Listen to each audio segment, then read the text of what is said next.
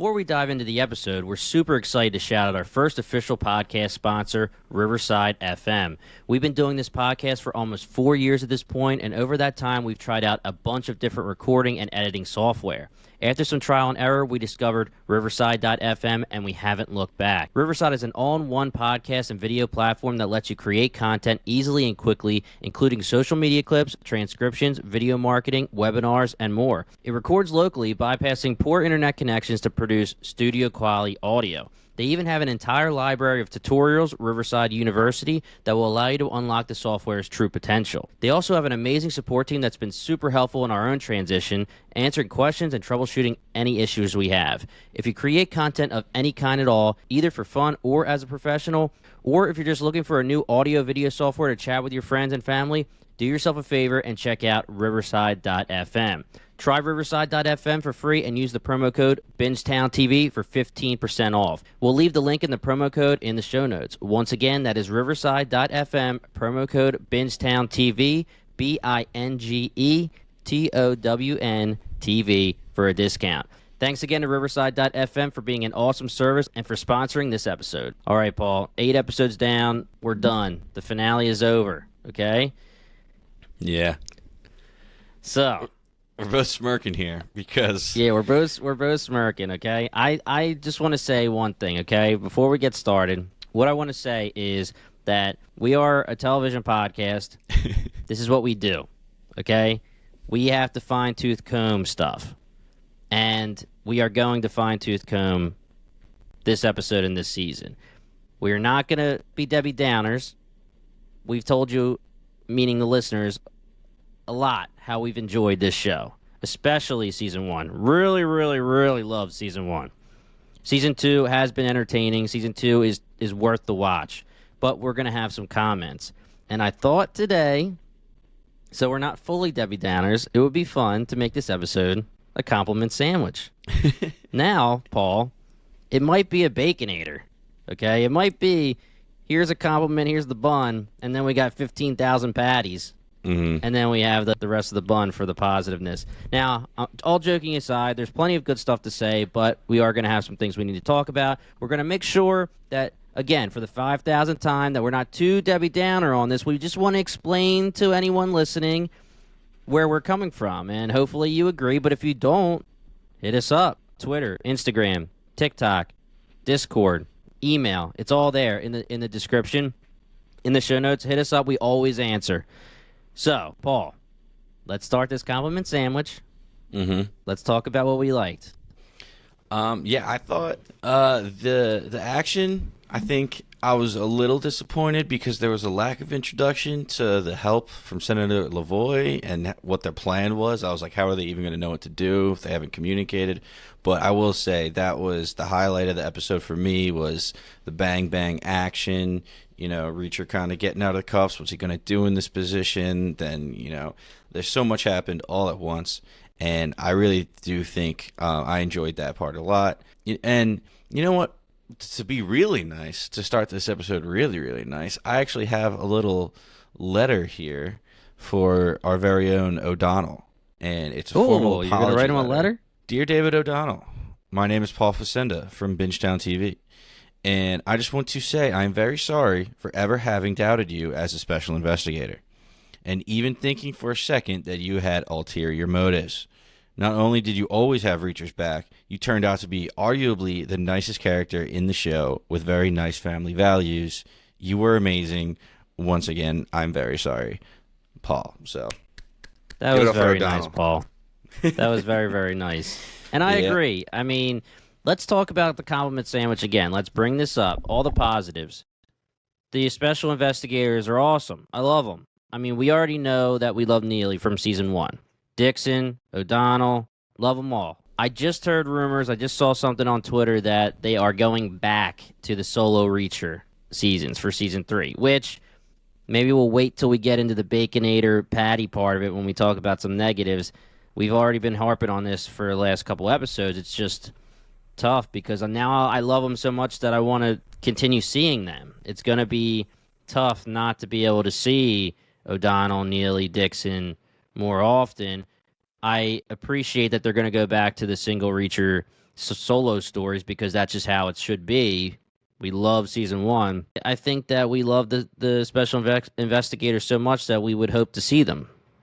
Yeah, this is going to be interesting because now that we know they're out there and we know that they're Reacher's background, like we kind of want to see them, we kind of want to know about them, what's happening. At the same time, if we kind of knew of them but we didn't really ever meet them, like we've been talking about, we know that in the books this is a later story that happens. So maybe we hear bits about the special investigators here and there, and all of a sudden finally after a long time, you know, of the show run, and we know Reacher going through a bunch of different stories, they all come together like in the books, and you know it's really rewarding because you've heard so many stories. This is kind of the opposite of that, right? Like, we didn't really know about him. We had to get a flashback going to teach us all about him, to give us reasons to care. And now we're separating. And now we know he's going to go through all these stories, and he's not going to have any of them for backup, even though we know they're out there. So it's weird. I'm sure they can tell stories very well just going back to Solo Reacher, like Season 1. I mean, if you want to compare Season 1 to Season 2, people love Season 1, us included, I think a lot more. So I think it will help, but at the same time it's like, oh damn man, really wish O'Donnell was here to have a quick little remark and sarcastic quip. Yeah, I really agree with that. I think that I'm surprised that I saw the Twitter, I believe it was on Twitter, it might have also been on the Reacher fan page, Facebook fan page that I've been frequenting. Shout out to them. I don't know if this is a rumor or confirmation that the writers are going back to the Solo Reacher, but I'm a little surprised because you would think by the end of the episode, that line that Neely has where it's like, I'm not okay seeing you every 3, 4, or 5 years. I want to see you more often. I thought that line was their way of like planting the seed that we're going to see them more. And Neely was in season 1, and we got Neely, and we loved her. So she can be in season 3 while we have a Reacher solo season, just like season 1. But then, no offense to Dixon, I don't need her back as much. I mean, I did enjoy her character. I just enjoy them all as a group. But O'Donnell, I'm going to miss the guy. I don't want him to be gone. And they didn't really do the whole thing we thought they would, where, you know, he says, all right, you know what, this was my last mission, I'm out, I'm going back to the fam. It's still open-ended. So the fact that it's open-ended is, like, making me hope we'll still see him again. And I brought this up, and you brought it up the last couple episodes. He could just be just like Neely. Hey, we need a scumbag, you know, quasi-scumbag to help us out with something. Reacher makes a phone call. We see him hopefully a little bit more than we saw Finley. But, I mean, they might be setting it up so that it's really just like, hey, like every season you'll get a nice little Easter egg cameo, but it's not going to be the homies hanging anymore. Which, I mean, it's a positive. It is a positive that we love them so much. Like, they did well writing these characters. I enjoy the special investigators. I want to see them more, but it's also a double-edged sword because I understand that Season 1 was better as a solo Reacher season, and that is how it should be based on the books and the source material. Yeah, exactly. And like what you were saying, I finished the finale, and I thought that we were like almost guaranteed Neely in next season just because of that end conversation. You know, if there's not, it's no big deal. If it's just Reacher, totally fine. I imagine it's going to be small scale because this was almost like jumping from state to state, you know, constant plane rides and helicopter rides and stopping a terrorist attack. So I don't know if they're going to pull it back to more small scale, like season 1, you know, small town murders and stuff like that. I mean, a bunch of murders and they were gruesome. So it's not really like small scale, but you know what I'm saying. I wonder if they were like worried or something that they needed season 2 to be a major large-scale banger to keep it going, because this seems like it could have been like a series finale season. You know, yeah, definitely. You do all these solo Reacher seasons. You introduced Neely already in season 1. Have her come back whenever you need her. Introduce Dixon at some point. Introduce O'Donnell at some point. And then the last season is the big banger. The gang's back together. The band's back together. Swan, all these people are involved, and we have to take care of this. And you literally do hanging from a helicopter and all this crazy ass shit that you didn't even do close to in season 1. It really seemed like this was a series finale type of season, and I mean, I'm going to be fine if they scale back for season 3, just because, again, I enjoyed season 1 better, but it seemed like they went a little ass backwards. Yeah, and it would be confusing, too, if they did bring him back, just because the way they ended, you know, all of their relationships this episode, they really did put, like, an exclamation point at the end. You know, Reacher went out of his way, obviously, to set the money up to help all of them out. And then they all had really touching goodbyes. You know, Donald saying, you know, I used to think when I heard you were walking around with no possessions, I thought you lost your mind. Now I think you know more than any of us. Like you're killing it. So like, you know, he had a really good bite with Dixon as well. You know, this wasn't new business. This was old business that needed to happen, and now we're gonna go our separate ways again. If it's almost like they have a good ending and they left it in a really good spot. So if they did bring him back, it'd be interesting to see, 1, how they brought him back, and 2, how they would leave it again, you know, after such a perfect departure. So some more compliments. Some more compliments are, you already alluded to this, the action has been great. Some people were saying even the action's corny. Yes. I mean, we're going to get into the helicopter stuff, of course, and all of that. But the badass action scenes is what you would expect from Reacher, beating the hell out of people, whooping that ass. I enjoyed all of that. There's so many times this season, let's go do some cowboy shit, that it made me get all pumped up. And that's the point, you know, pump me up. I thought the choreography and the action was great for this season. I think Alan Richardson is phenomenal. Like, I think he is Reacher. I don't see how you cannot say he's someone that you can see as being Reacher. He was great. I mean, writing aside and the lines they make him say at certain points, him himself as an actor did phenomenal as Reacher. Yeah, I loved him. I mean, he's just, we've said it a million times, just so massive, but just the way he verbalizes his thoughts and thinks everything out, and just how he almost has like a blank stare on his face like all the time, like doesn't really show emotions. I thought he killed it, and that's like, you know, who I imagine Reacher to be. It's funny with the action sequence because I do think they're good, but like when he's handcuffed and he's fighting off, you know, 10 guys at once, I'm like, how is he ever struggling in a 1v1 fight again, right? Yeah. Like if he can do this, how is he and ever not struggling? One of these guys wants to shoot him in the calf or something. Just, you know, they all have like whatever automatic weapons, and he's just fighting them. They're all deciding to make it hand to hand. Obviously, you can't kill him because Langston doesn't want him dead, but at this point doesn't want him dead. But shoot him in the leg, just like you just shot O'Donnell in the leg.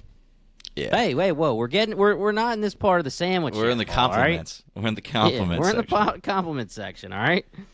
Yeah. What'd you think of Langston? Do you want me to get into the other part of the freaking sandwich? Never mind. Sorry.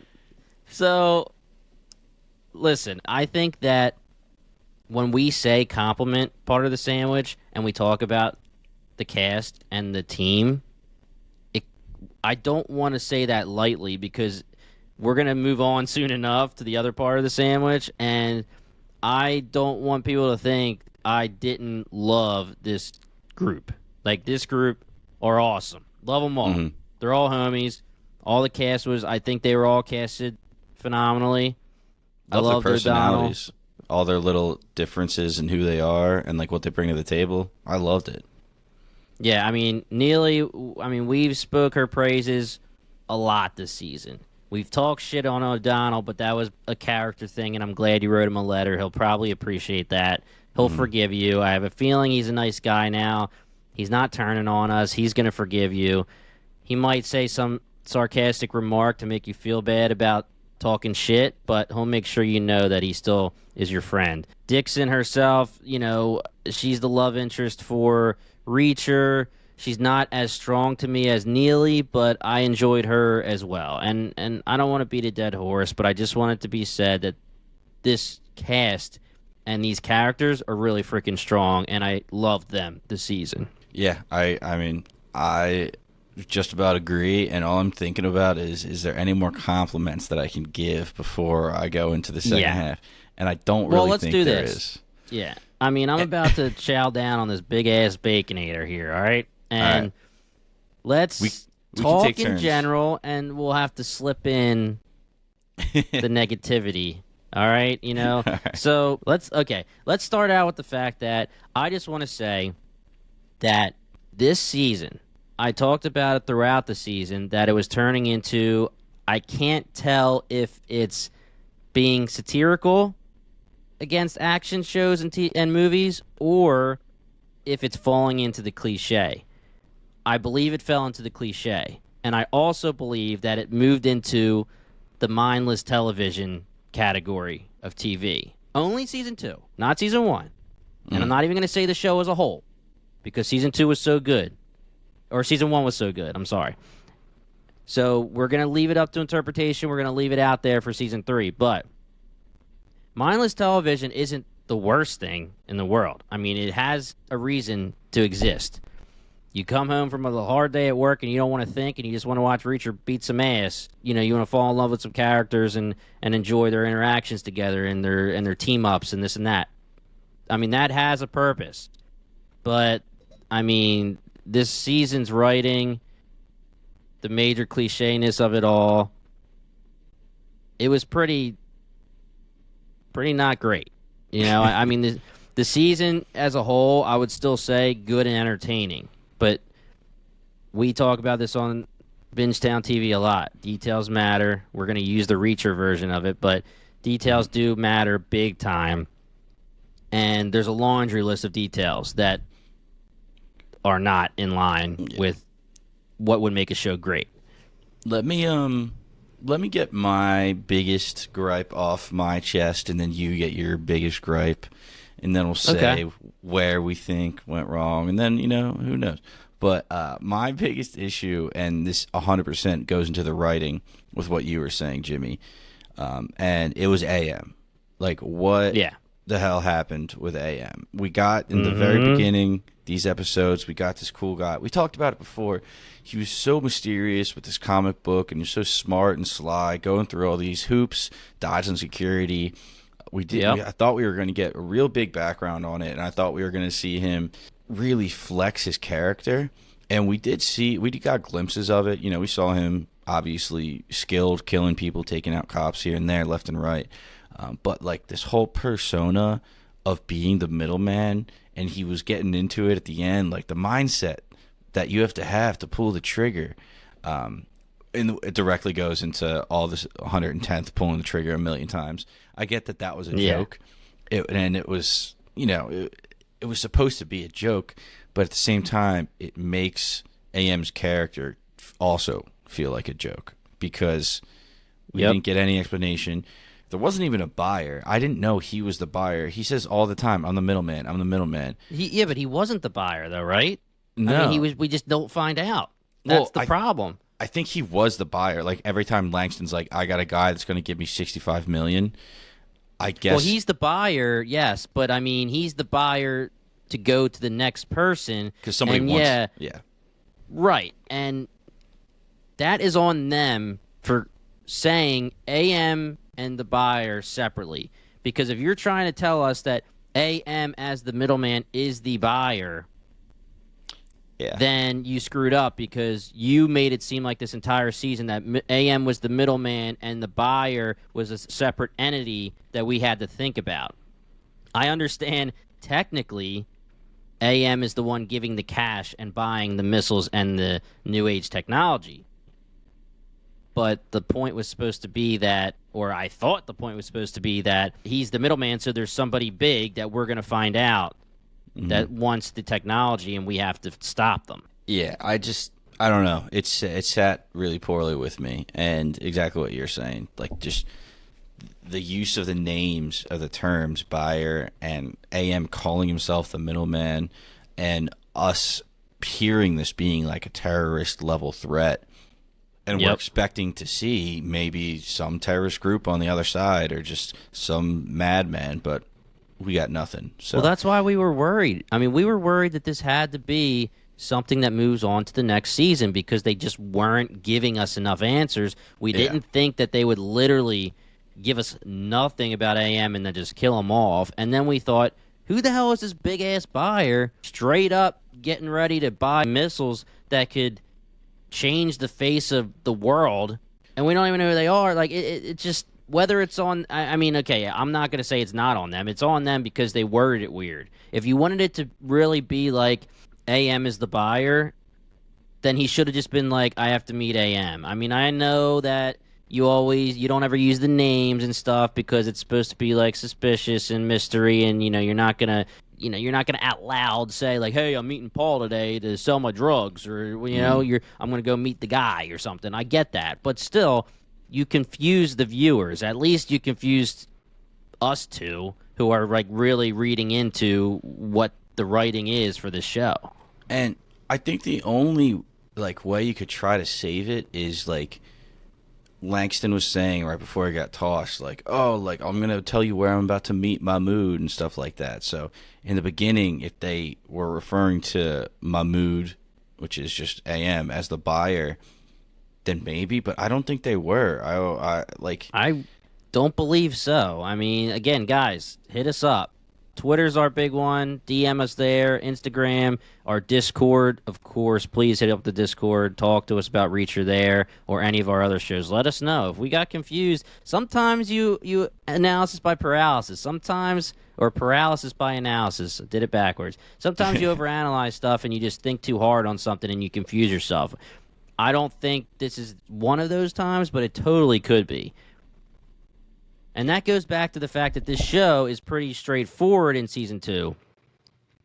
And with Season 2 being this straightforward, maybe we just were assuming it wouldn't be, so we just overthought a lot of it. Yeah, but it's like, also, if it's a terrorist act, like a big acts of terror, you gotta, like, see both sides, right? So it's like, all right, where are these missiles going that it's like not a big deal that you don't even need to show us? Like that, I feel like that would give so much more story to who AM is dealing with. Is he actually dealing with like terrorist organizations or like individuals that are ex-military trying to do separate jobs? Like it adds so much to everything, and we got absolutely none of it. It just makes the end less impactful because even Homeland Security, they take out Lavoie's people. They grab Lavoie. Lavoie doesn't know who the buyer is and who like the main buyer is. Obviously, he's just the one that brought it into law, and they just tell Reacher, "All right, homie, get out of here, bro." Like this is a huge deal that was just at the very last second thwarted. And you don't think that they would be like, Reacher, did you hear anything about who the actual buyer is? Do you know like where this is going? I mean, we got AM, but we don't have the real person who actually wants these missiles. We just have the guy that was handing over the money. Which that pissed me the fuck off too. Like I get it was supposed to be a joke of them just lighting up AM and saying, "Oh, you'll have a lawyer in your get out," but like exactly what you're saying. You could question him, figure out who of his buyers are, past deals, anything. If you actually, I mean, Homeland Security had to have wanted to smack them around for being like, we had AM ready to be cuffed, and all of his information. And I get it. His whole thing is, arrest me. I'll get my lawyer. I'll get out of this. I'm a ghost. I get it, but that's not how the world works. You know, like Homeland Security doesn't just come in and, glad you did that. You know, you're above the law, apparently. If not doing that, say, okay, AM didn't get, like, Reacher's justice of, he's the reason his friends died or whatever. Reacher, by shooting him, just stops other terrorist acts from happening and just benefits Homeland Security so much more. And... And is it just for the punchline of that joke that they had about the mindset to pull a trigger and all of the 1/10 goes off and pulls the trigger? And I don't know. It just rubbed me the wrong way. And everything you're saying with Homeland, too. Like, how are you going to shoot down a helicopter? People are going to have seen the missiles if it's already on the news and, like, they have the footage of the helicopter. Nobody saw the missile. And get out of here, you crazy kid. You did your job. You helped Yeah. us out. I don't care if you ruffled a few feathers on the way. It's like there's so many things wrong. And you can even get into whether or not they needed to kill the pilot and the scientist. Like, scientist, yeah, I think he lied. He knew it was going down. Yeah. He knew about the buyer. The pilot, I don't know, maybe. But It just like we gets said, back into the whole thing we were talking about with Dexter and Reacher and 100%. the moralness of it all. And something that would have been interesting if this would have been the last season. Say this is season 5 or 6 and it's the series finale season. And Reacher's got a lot of bodies. He's stacking up the piles, right? This is a huge, huge, huge action-packed final season, major blow-off to finish off the show. Okay, I know that I don't know the source material, and I don't even know. I'm assuming Reacher still has books coming out and hasn't ended or anything, but I wouldn't have been against, like, if the show made it so that Reacher did do everything he did. They all took down AM. They all blew up the helicopter, and Reacher kind of says, like, you know what?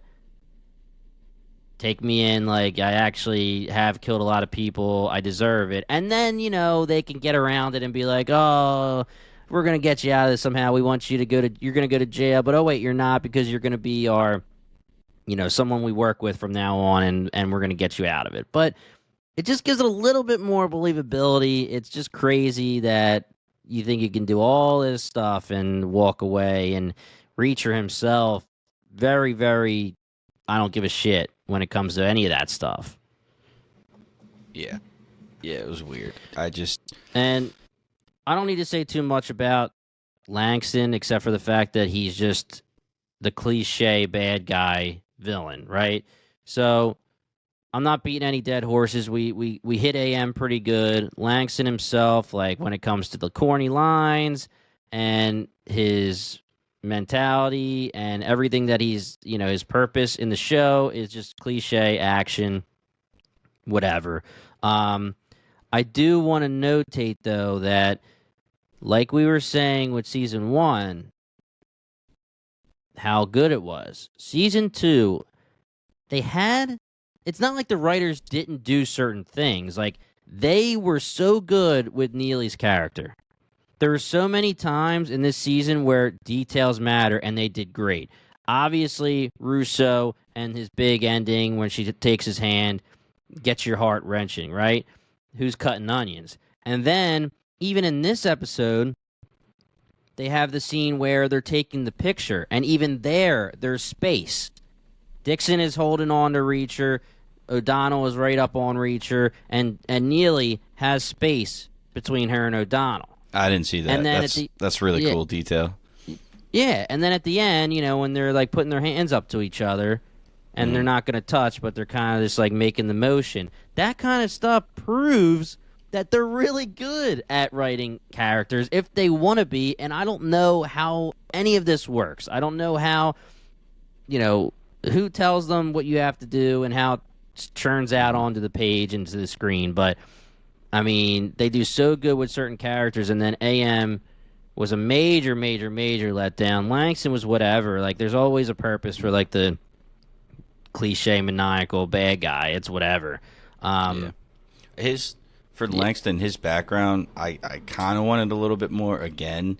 It pretty much hit it, like you said, straightforward bad guy, dirty cop, just wanted to kick up on the beach and retire with a bunch of money. After, like, and ladies, apparently. He randomly brought that into his conversations this episode. He's like, I just want some ladies on my lap, Yeah. So, I mean, I get that. That's all right. That's fine. But there was something missing, man. There was something to be desired. Langston was, like, so smart half the time and then so idiotic and the other half. And I don't know. I feel like he was supposed to be the big bad more than AM, obviously, this whole season. We thought it was going to be vice versa, but we talked about this last episode. It went to Langston, and I get he's supposed to be brutal. Like, he's supposed to torture people, break your friend's legs, and toss them out of a helicopter. But I don't know, man. Something was just missing for me at the end there. It seemed like They finally got him chucking him out of a helicopter. That's what Reacher wanted this whole time. He even hit him with, one of his catchphrases at the end. But something was missing there, and I don't know what it was. Yeah, I agree. I think that the general take on this season, it was A to B. It was very cookie cutter. It was very cliche. And let's go into my biggest problem with the season, and that was everything to do with Swan. Okay, I feel very bad for his actor because I love his actor from The 100, and he got stuck doing flashbacks and little things when I was hoping that he was going to be involved a little bit more. I just don't appreciate someone like Reacher saying out loud that they have to be keeping him alive so that they can use him for the security measures. You can't do it under duress, they said. They out loud spoke that. Mm-hmm.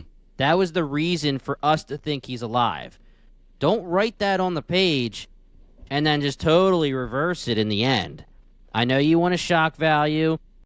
Going back to the cliche bad guy, oh, here's the freaking eyeball in his finger in a jar. But you had the word spoken that he was going to be alive because you can't take his eyeball and his finger, pretty much.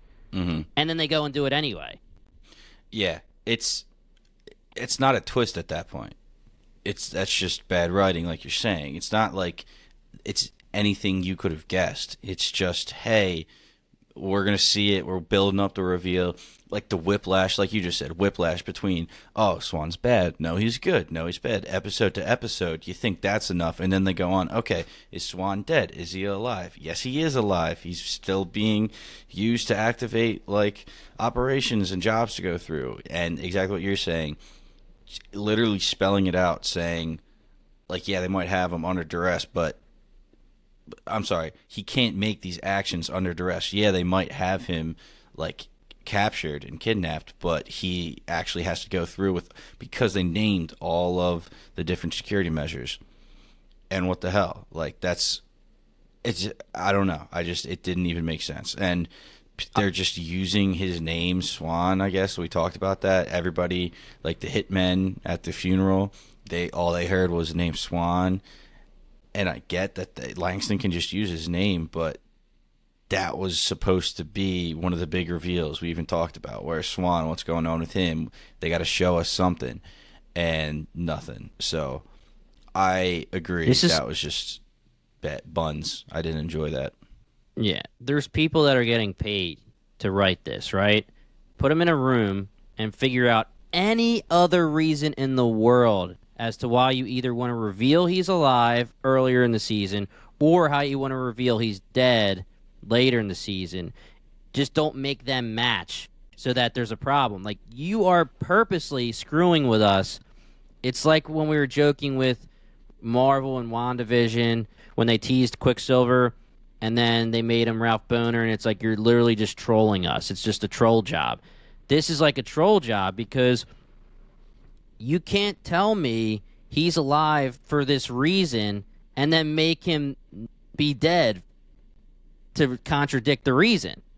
Mm-hmm. It's just very I don't understand. So if you could have said he has to be alive because of anything, and then at the end you just explain that Langston is the one. He does say, like, I created these security measures so I know so I can get by them. Fine. But don't use the same reason to contradict each other to make me think he's alive and then just be like, nah, I'm just kidding, he's dead.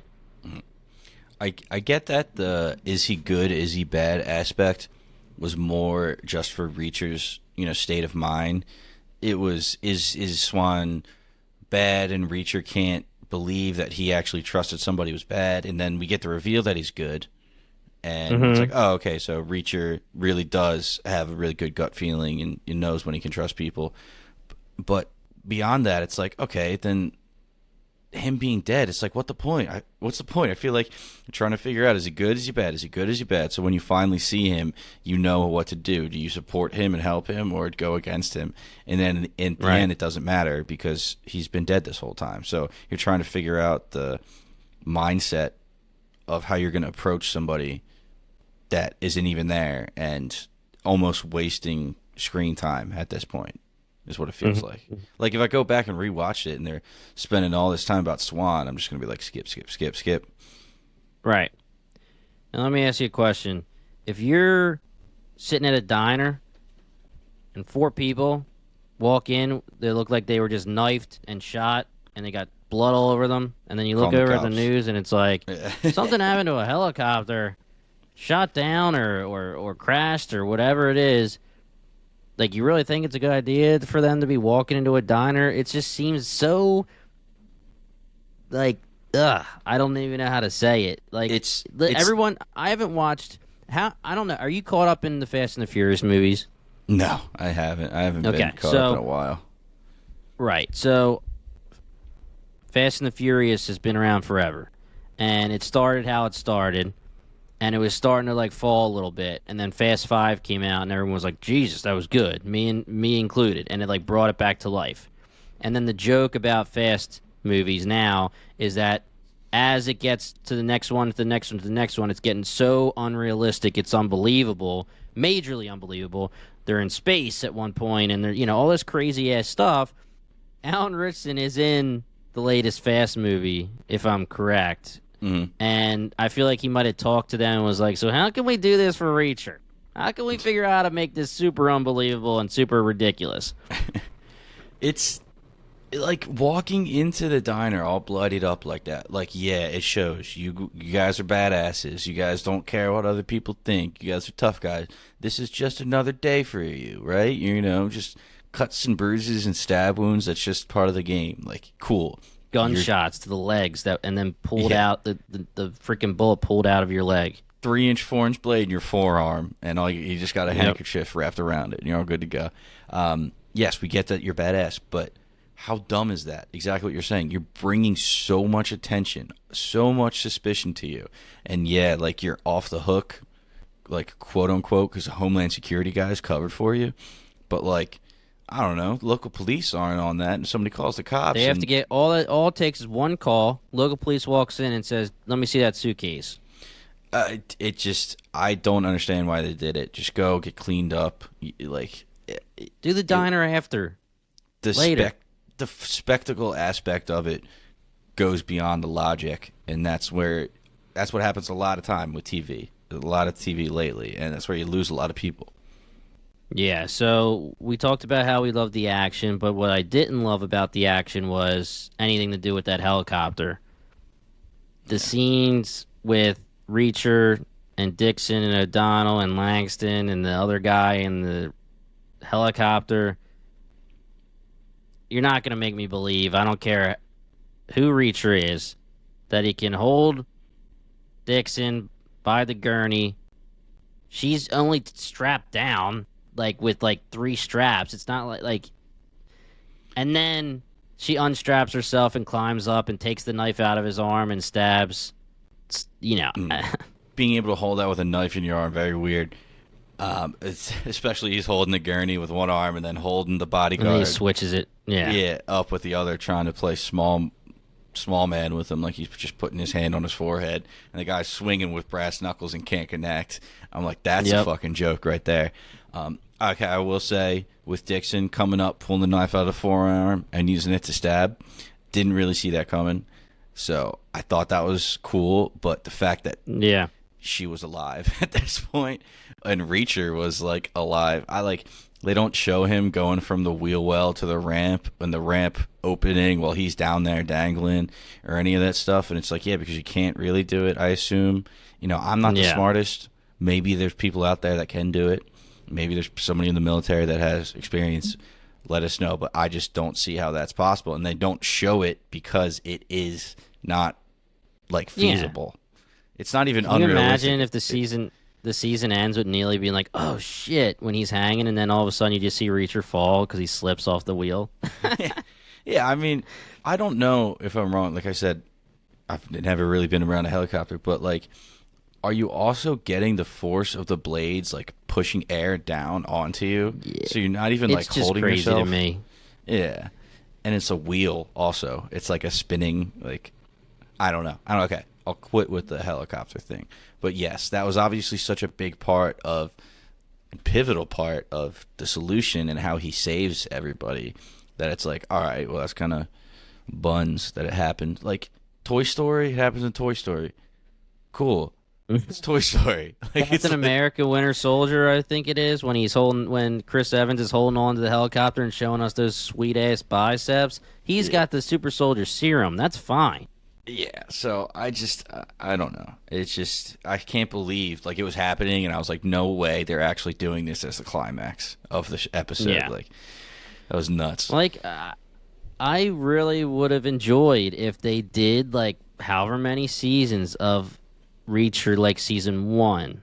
And then if you want to make the finale, like, really cliche action like that, and that's going to end the show, I probably will still talk shit on it, but it's at the same time and with a bang, and I'll respect you for that. But now, I don't know what I'm feeling for season 3. Are they going to go back to season 1 quality, or is it going to be season 2 quality? We're covering it no matter what, and we're going to watch no matter what, because, again, this show is still worth watching. It's fun to watch. Season 1 was very worth watch. Season 2 is still worth the watch, but The climax. Yeah, I guess we'll find out. Yeah, the solutions and everything like that. It's like, okay, I feel like we're allowed to be a little bit upset after season 2. But and what did you think of the kids that were drinking beer and throwing at the security guard, like being an actual pivotal point in this as well? Well, like, he said I came up with an idea, and I thought I was going to have to do something with the fence because the fence gets electrocuted. Yeah. Like, or the beer can, whatever, it shocks the beer can. I thought that was going to be the deal. It's fine. Like, it gives him an idea for a distraction, I guess. And then it was sweet. It was cool as hell that Neely is standing there with her beer and then drops it, turns, shoots him. Like, that was sweet. And that goes back to a lot of the action scenes. I love a lot of the action scenes this season. And it's fine. Like, they don't even need to show us those kids. I mean, I guess you have to because Langston kind of knows, like, oh, these damn kids are back. But still, go out there, blast the music, distract the guy. I guess if the kids didn't exist, the guy wouldn't have been like so like cautious and like, hey kids, get out of here. He would have just been guns blazing. So it makes sense in a way, but just the fact that we already talked about where it's just like, let's figure out a way to like make a distraction. Oh, you know what? It'd be crazy if these kids drinking beers just showed up.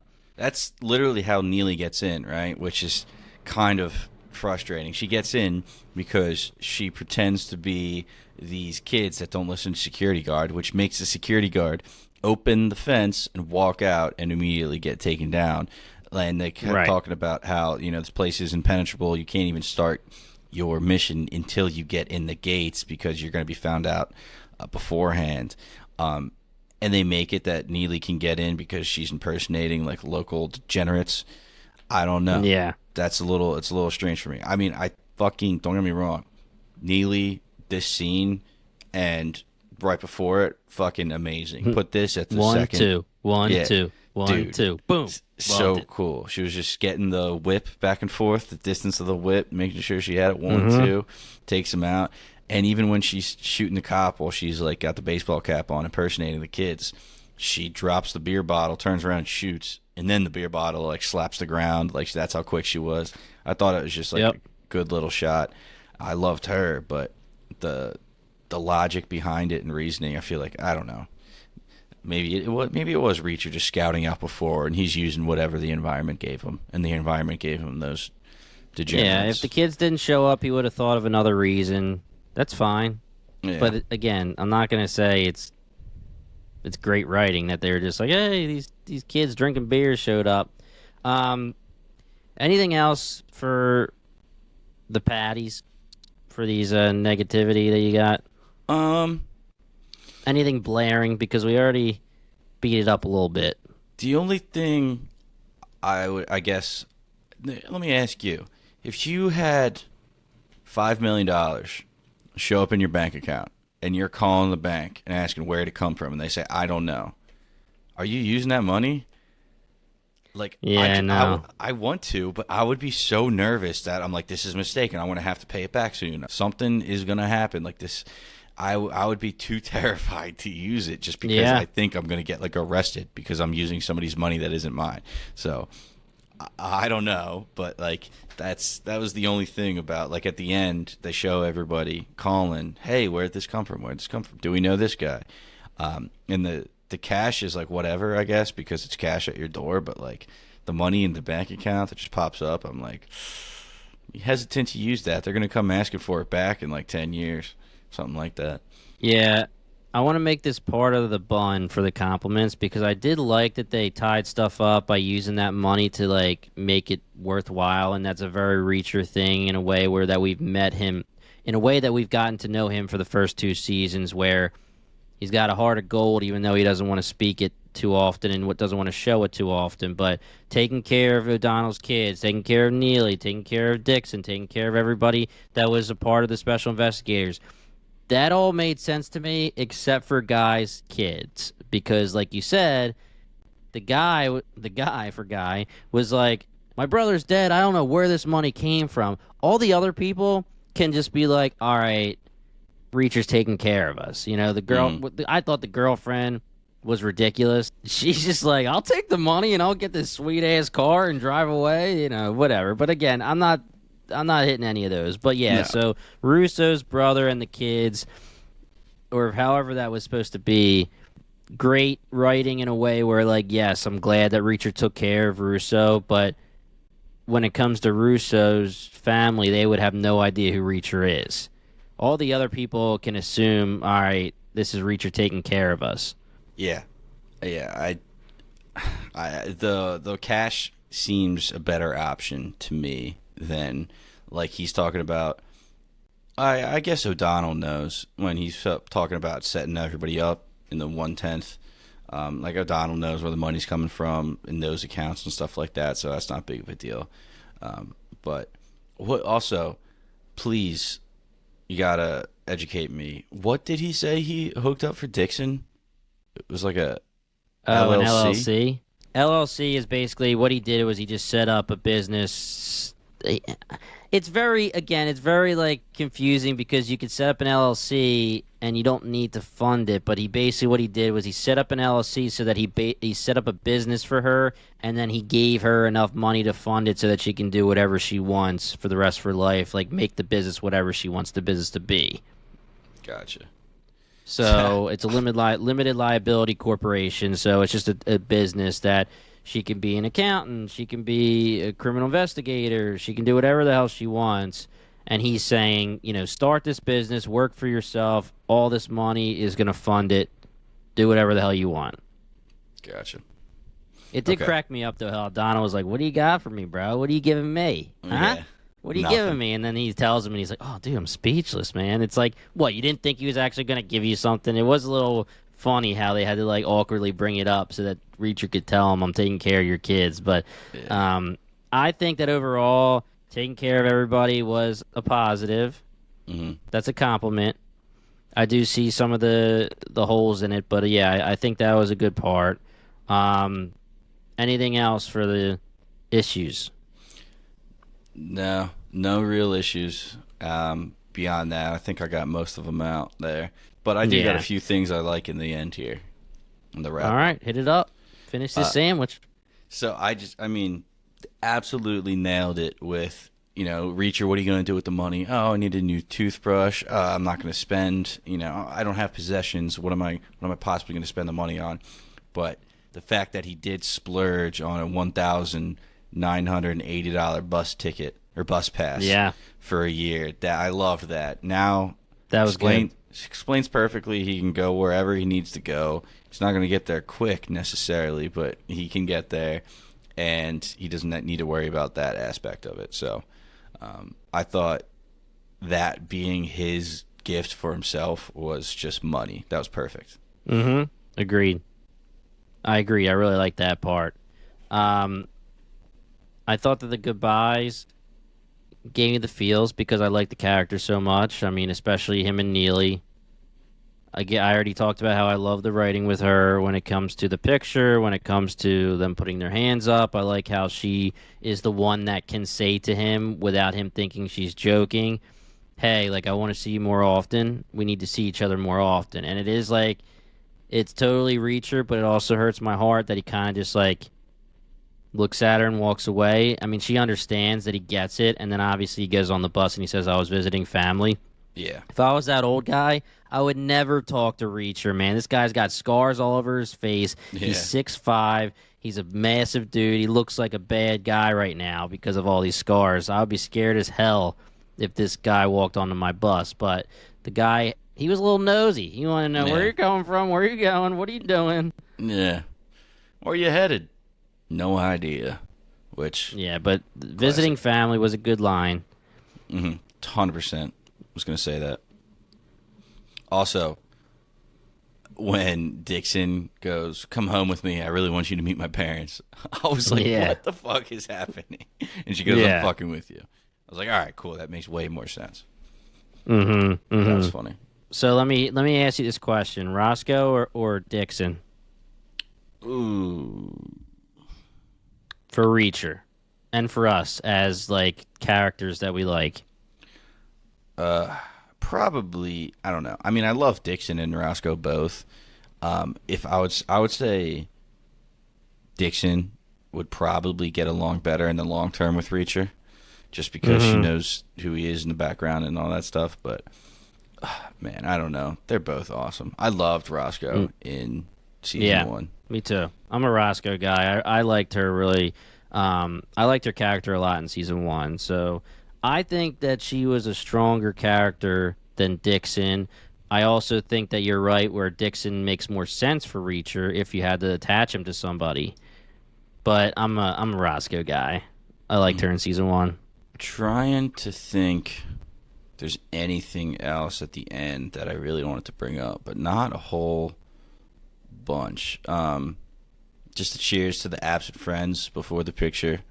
Thought that was nice. I thought it was funny, this whole time they're talking about how close the 1/10 is and how, they were almost better than family. And, three of them are dead now. And I feel like, they didn't really show them shedding tears for it. Not that they would, because that's not who they are. But I feel like they were put to the side so much, like the death of all 3 of them, that it was good to bring them back up and remind everybody, hey, this is what it was for. It was our friends. Like, yeah, I mean, technically 4 of them, because the 2 and then Franz and then Swan. Yeah. And then obviously the sniper but he was prior. He had no involvement. He was dead before. Yeah, exactly. So I feel like it was easy to get caught up in the whole revenge aspect. Fucking let's stop this terrorist thing that, hey, this all was for our buddies in the end. The cheers. It was nice. I agree. Reiteration that I really like the characters. I like the special investigators. Don't mess with the special investigators, man. I'm going to end this episode, for me at least, by saying, again, mindless TV is not the worst thing in the world. I'm going to say that I believe that this season came out as mindless TV. Season 1, not even close. Season 1 had a lot more depth to me, a lot better writing. Season 2 was very entertaining. I would recommend it to people if I can give them expectations of saying, hey, watch season 1, you're going to freaking love it. Watch season 2, and it's almost going to seem like a different show. Same characters, different show, different writing, different feel.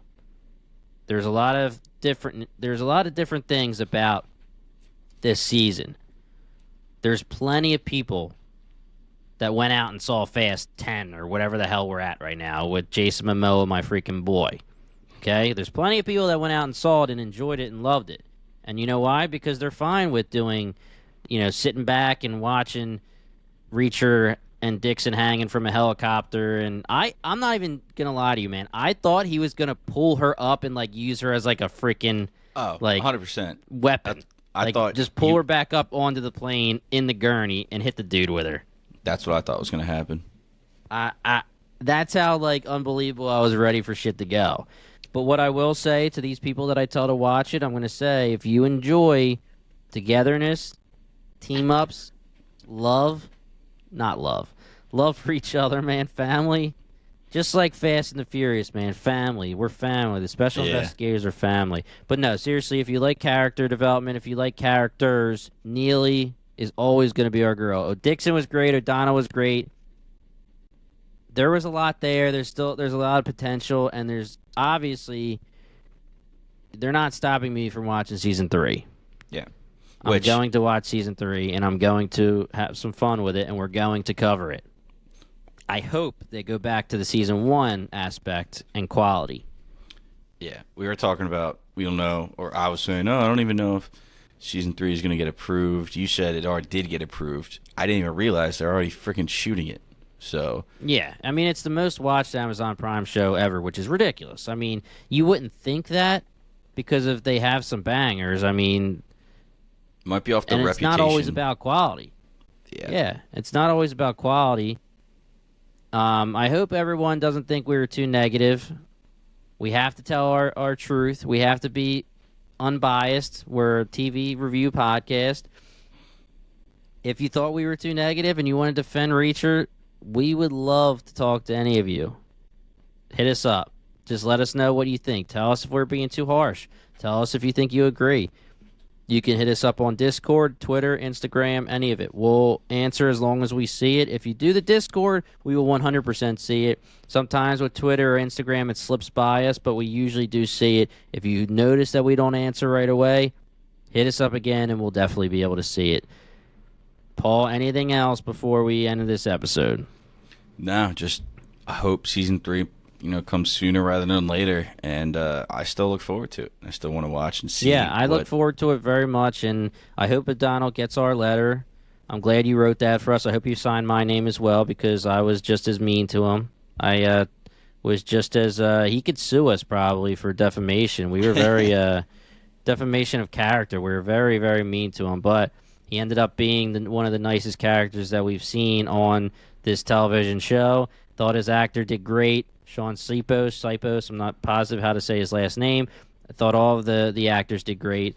O'Donnell was a very big bright spot. Whether he turned dirty or turned not dirty and ended up being how he was, I mean, he was still a great character, a very fun character to watch. Yep. And it's funny. Like, I mean, we really expected someone to turn, some kind of twist. There wasn't really any kind of twist at all, but it is what it is. O'Donnell's still a great character. Really enjoyed him. Dixon's still a great character. Neely, she's the greatest. I love her. And that's it. We'll be back for season 3, everybody. If you like what you heard, hit us up at BingetownTV.com. You can check us out on any of your favorite podcast apps at BingetownTV. Like I said in the intro, if you are watching or listening and you're on our Reacher feed or our YouTube channel and you want to see and follow along with all of our other shows, all you have to do is just check out our website or just type Bingetown TV. Everything will pop up. We've been a podcast for 4 years. We're about to hit the 4-year mark, about to hit the 500-episode mark, over 100 different TV shows. We're sure there's something that we've covered that you'll love. Just give it a try. And if you thought we were too harsh on Reacher, this is actually one of the harshest we've ever been of a TV show. Like, I mean, not harsh. I still think we were being very, very fair. I mean, this is probably... There's a few TV shows where we had to tell what we had problems with, and we always tell what we had problems with, but we kind of hit Reacher hard the last 2 episodes. We hope we still made it entertaining for you guys. Again, we are Bingetown TV. We can't wait to talk to you all for Season 3. If you want to talk about the finale, hit us up. Once again, I think I already said that. We are Bingetown TV, and thank you so much for listening.